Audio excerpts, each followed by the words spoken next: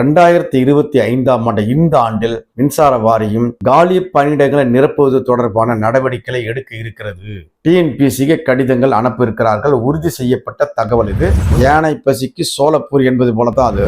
முதல் கட்டமாக ஜனவரியிலிருந்து மார்ச் இந்த ஃபர்ஸ்ட் குவார்டர்ல ஏஇ பணியிடங்களும் தொழில்நுட்ப உதவியாளர் என்று சொல்ற டிஏ பணி நிரப்ப இருக்கிறது. அதற்கு கடிதம் முன்பு டிஎன்பிசிக்கு இன்னொரு 1 வீக்ல கண்டிப்பாக அனுப்பிடுவாங்க. உறுதி செய்யப்பட்ட தகவல் என்பதை உங்களுக்கு தெரியும். மின்சார வாரத்தில் ஹியூஜ் வேகன்சி இருக்கு. கிட்டத்தட்ட 5 ஆண்டுகள் நிரப்பப்படாமலே இருக்கு.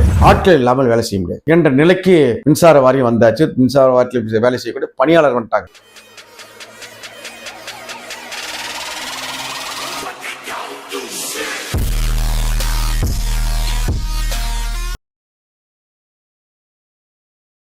அனைவருக்கும் வணக்கம். நான் உங்கள் டிஜே சங்கர். நம்ம தொடர்ந்து பல்வேறு பதிவுகள் போட்டுட்டு வரோம். இளைஞர்களுக்கு, மாணவர்களுக்கு வேலையில்லா திண்டாட்டம், வறுமை ஒழிப்பு, ஓய்வு பெற்ற ஊழியர்களுக்கான பென்ஷன் சம்பந்தமாக, அரசு ஊழியர் பென்ஷன் சம்பந்தமாக, மத்திய அரசு கொண்டு பல்வேறு பென்ஷன் திட்டங்கள் தொடர்பாகலாம் தொடர்ந்து பேசிக்கொண்டே வரோம். இன்றைக்கு மின்சார வாரியத்தில் கிட்டத்தட்ட ஒரு 5 ஆண்டுகளாக ரெக்ரூட்மெண்ட் சம்பந்தமாக இன்றைக்கு ஒரு நாள் ஏற்கனவே ஒரு முறை ரெக்ரூட்மெண்ட் நோட்டிபிகேஷன் அதுக்கப்புறம் கேன்சல் ஆயிடுச்சு. மட்டும் இன்னொரு ஆட்சி கேன்சல் பண்ணாங்க. திரும்ப வரும்னு சொன்னாங்க, வரல.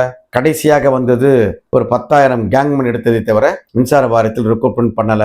இன்னைக்கு வருமா, நாளைக்கு வருமா, இன்னைக்கு வருமா, நாளைக்கு வருமா என்று எதிர்பார்த்து கொண்டிருந்த ஒரு சூழலில் இப்பொழுது உங்களுக்கு ஒரு நல்ல செய்தி, அந்த நல்ல செய்தியை சொல்வதற்காக இந்த காணொலி பதிவு செய்யப்படுகிறது. எனவே இந்த சேனலை சப்ஸ்கிரைப் பண்ணாதுங்க, சப்ஸ்கிரைப் பண்ணுங்க, ஷேர் பண்ணுங்க, லைக் பண்ணுங்க, குறிப்பாக கமெண்ட் பண்ணுங்க என்று உங்களை அன்போடு கேட்டுக்கொள்கிறேன். இன்னைக்கு என்ன வீடியோனா, மின்சார வாரியத்தில் ரெக்ரூட்மெண்ட் இருக்குமா இருக்காதா? பலர் என்ன கேள்வி கேட்கறாங்க, நான் வேற வேலைக்கு போயிடலாமா, நான் இதே வேலை நம்பி இருக்கனே, நிறைய படிச்சுட்டே வரனே என்று தொடர்ந்து ஜேஏ அக்கௌண்ட்ஸுக்கு, ஜேஏ அட்மினுக்கு, ஏஇ, டிஏ, கள உதவியாளர் பணியிடங்கள் உட்பட எல்லாவற்றுக்கும் தொடர்ந்து நம்ம ஒரு 4 ஆண்டுகளாக 5 ஆண்டுகளாக எங்களையும் நமது சங்கத்தையும் தொடர்பு கொண்டு பேசிக்கொண்டே இருக்கிறார்கள். அவர்களுக்கு ஒரு நல்ல செய்தி என்னன்னா, 2025 இந்த ஆண்டில் மின்சார வாரியம் காலி பணியிடங்களை நிரப்புவது தொடர்பான நடவடிக்கைகளை எடுக்க இருக்கிறது. குறிப்பாக உதவி பொறியாளர், தொழில்நுட்ப உதவியாளர், அதாவது ஏஇ, டெக்னிக்கல் அசிஸ்டன்ட், இந்த 2 பணியிடங்களுக்கு டிஎன்பிசிக்கு கடிதங்கள் போக போகிறது. அநேகமாக இன்னொரு 1 வீக் 10 டேஸ் டிஎன்பிசிக்கு போயிடும். எவ்வளவு எண்ணிக்கைன்னு தெரியாது. அநேகமாக குறைந்தது ஏஇ ஒரு 600, டிஏ ஒரு 600, இல்ல 500 எண்ணிக்கை நமக்கு தெரியாது. ஆனா உறுதியான செய்தி, technical assistant and assistant engineer 2 பதவிகளுக்கான டிஎன்பிசி ரெக்ரூட்மெண்ட் பண்ணுவதற்காக ஆட்களை தேர்வு செய்வதற்கு டிஎன்பிசிக்கு கடிதங்கள் அனுப்ப இருக்கிறார்கள். உறுதி செய்யப்பட்ட தகவல் இது. எண்ணிக்கை பொறுத்தவரை பிறகு தெரியும். ஒரு 1 வீக் 10 டேஸ் கழிச்சு நம்ம எண்ணிக்கை தெரிவிச்சுக்கலாம். சோ மின்சார வாரியத்தில் 10,260 வருமா வராதா நடந்து கொண்டிருக்கிறது, போய்கொண்டிருக்கிறது என்றெல்லாம் சொல்லிக் கொண்ட அந்த சூழலில் 10,260 வருமா வராதா என்று கேட்டுக்கொண்டிருந்த ஒரு சூழலில் அந்த 10,260 ஒன் பை ஒன்னாக மின்சார வாரியம் காலி பணியிடங்களை நிரப்ப இருக்கிறது. முதல் கட்டமாக ஜனவரியிலிருந்து மார்ச் இந்த ஃபர்ஸ்ட் குவார்டர்ல ஏஇ பணியிடங்களும் தொழில்நுட்ப உதவியாளர் என்று சொல்ற டிஏ பணி நிரப்ப இருக்கிறது. அதற்கு கடிதம் முன்பு டிஎன்பிசிக்கு இன்னொரு 1 வீக்ல கண்டிப்பாக அனுப்பிடுவாங்க. உறுதி செய்யப்பட்ட தகவல் என்பதை உங்களுக்கு தெரிவித்துக்கொள்ளுங்க. அப்புறம் உடனே அடுத்து கள உதவியாளரை எடுப்பாங்க, ஜேஏ அக்கௌண்ட்ஸ் எடுப்பாங்க, ஜேஏ அட்மின் எடுப்பாங்க என்ற கேள்வி உங்கள் மத்தியில் வரும்.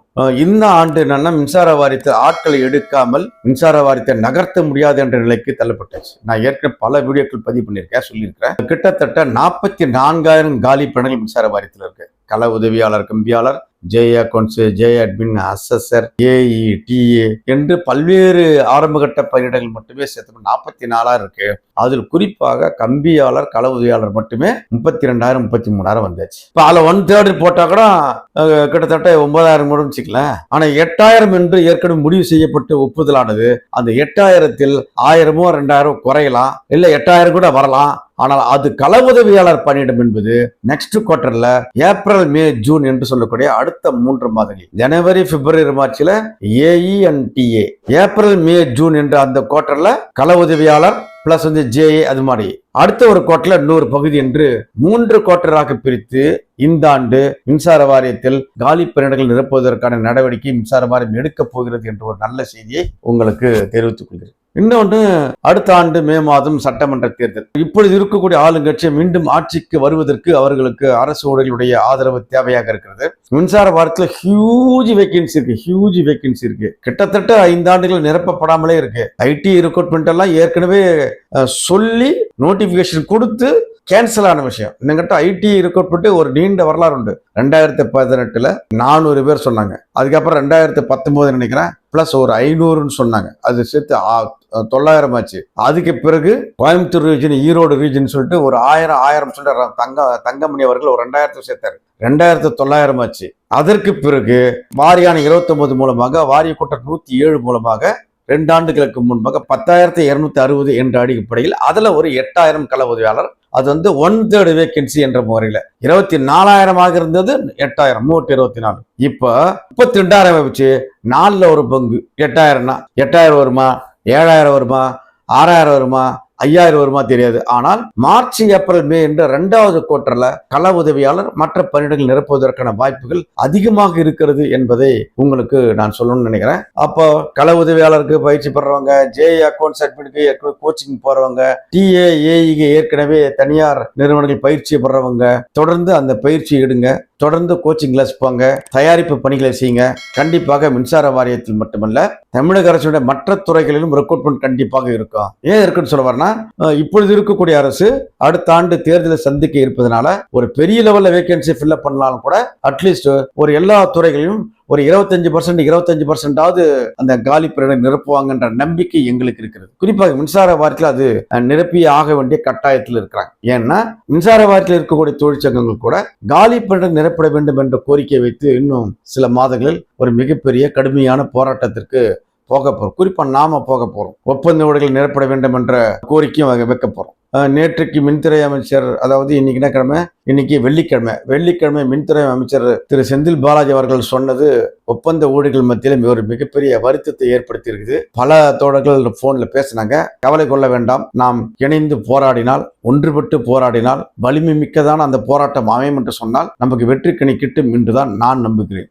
அவர்கள் தேர்தலில் கொடுத்த தேர்தல் வாக்குறுதியை நிறைவேற்ற வேண்டும் என்று அதே கோரிக்கையை வைத்து நாம் மீண்டும் போராடப் போகிறோம். அந்த போராட்டத்திற்கு அரசு பதில் சொல்ல வேண்டிய கட்டாயத்தில் கண்டிப்பாக இருக்கும் என்பதை இந்த நேரத்தில் நான் உங்களுக்கு சொல்லிக்கொள்ள கடமைப்பட்டிருந்தோம். அது மட்டுமல்ல, இந்த காலி பணியிடங்கள் என்பது மற்ற துறைகளுக்கு இருக்கக்கூடிய காலி பணியிடங்கள் மின்வாரிய காலி பணி மிகப்பெரிய வித்தியாசம் இருக்கு. என்னன்னா, மின்சார வாரியம் ஒரு தனித்துவம் வாய்ந்த ஒரு துறை, அதிக சம்பளம் பெறுகின்ற ஒரு துறை, கொடுக்கின்ற ஒரு துறை, மக்களுக்கு சேவை செய்கின்ற ஒரு துறை. இந்த துறையில் பணி செய்வதே ஒரு மிகப்பெரிய மதிப்பு, மரியாதை, கௌரவம். அப்படிப்பட்ட கௌரவத்தை கொடுக்கக்கூடிய இந்த மின்சார வாரியத்தை பொதுத்துறையாகவே நீடிக்க வேண்டும் என்ற அக்கறையும் நமக்கு இருக்கிறது என்பதை இந்த நேரத்தில் நான் உங்களுக்கு சொல்லிக்கொள்ள கடமைப்பட்டுள்ளேன். ஆக ரெக்ரூட்மெண்ட் சம்பந்தமாக நீண்ட நாட்களாக கேட்டுக்கொண்டிருக்கேன். நம்ம நண்பர்கள் தோழர்கள் என்ன சொல்லுவாங்கன்னா, ரெக்ரூட்மெண்ட் கள உதவியாளர் அந்த புக் இருக்கா, சிலபஸ் மாறிடுச்சா, புது சிலபஸ் வருமா போகுமா எல்லாம் சொல்லுவாங்க. எல்லாவற்றிற்கும் நோட்டிபிகேஷன் வருகின்ற பொழுது கள உதவியாளர் மட்டும் 2வது கோட்டை சொல்லியிருக்கேன். ஏப்ரல், மே, ஜூன்ல அது நடக்கும். கள உதவியாளர் மட்டும் கண்டிப்பாக டிஎன்பிசி போகாது என்ற தகவல் தான் இன்று வரை நமக்கு வருகிறது. ஏன்னா டிஎன்பிசியால் அந்த பிசிக்கல் டெஸ்ட், அந்த டெஸ்ட்லாம் வச்சு எடுத்து செய்வதற்கான மெக்கானிசம் அவர்களுக்கு கிடையாது. அதனால அதை மின்சார வாரியம் மட்டுமே அந்த டெஸ்ட்டை வைக்க முடியும். அதற்கான கெப்பாசிட்டி நமக்கு தான் இருக்கு என்ற வகையில் கள உதவியாளர் என்று சொல்லக்கூடிய ஃபீல்டு அசிஸ்டன்ட் ஐடிஐ ரெக்ரூட்மெண்ட் என்பது ஏப்ரல், மே மாதங்களில் கண்டிப்பாக நடக்கும் என்று நாங்கள் நம்புறோம். அது மின்சார வாரியம் தான் அந்த தேர்வை செய்யும். நோட்டிபிகேஷன் மின்சார வாரியம் தான் கொடுக்கும். அதற்கு ஸ்பெஷல் அப்ரூவல் அரசாங்கத்தில் கேட்டு பெற்று அதை செய்வாங்க என்பதுதான் நமக்கு வரக்கூடிய தகவலாக இருக்கு. ஆக ஒரு 5 ஆண்டுகள், கிட்டத்தட்ட 2018 7 ஆண்டுகளாக, இடையில கேங்மேன் மட்டும் தான் வந்தாங்க.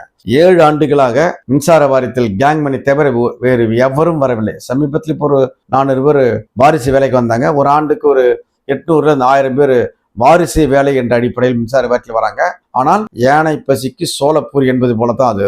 ஏகப்பட்ட வேகன்சி, ஹியூஜ் வேகன்சி இருக்கு. அந்த வேகன்சியை ஃபில்அப் பண்ண வேண்டியது அரசின் கடமை, வாரியத்தின் கடமை. அதை செய்யாமல் மின்சார வாரியத்தை விபத்தில்லாத மின்சார வாரியமாக, தடையில்லாத மின்சாரத்தை கொடுப்பதற்கு, நுகர்வோருக்கு சிறப்பான சேவை செய்வதற்கு கண்டிப்பாக இது தேவை. ஆட்கள் தேவை. ஆட்கள் இல்லாமல் வேலை செய்ய முடியாது என்ற நிலைக்கு மின்சார வாரியம் வந்தாச்சு. மின்சார வாரியத்தில் வேலை செய்யக்கூடிய பணியாளர் வந்துட்டாங்க. ஒவ்வொரு பணியாளரும் 4 பணியாளர் செய்யக்கூடிய வேலையை செய்து கொண்டிருக்கிறார்கள். ஆக மின்சார வாரியம் வாரியத்தில் வேலைக்கு வர வேண்டும் என்று காத்து கொண்டிருக்கக்கூடிய, நீண்ட ஆண்டுகளாக காத்து கொண்டிருக்கக்கூடிய நீங்கள் இன்றைக்கு சொல்லக்கூடிய இந்த செய்தி, இது ஞாயிற்றுக்கிழமை பதிவு செய்யப்பட்ட விட ஞாயிற்றுக்கிழமை வரும். 26ஆம் தேதி காலை 11 மணிக்கு உங்களுக்கு வரும்.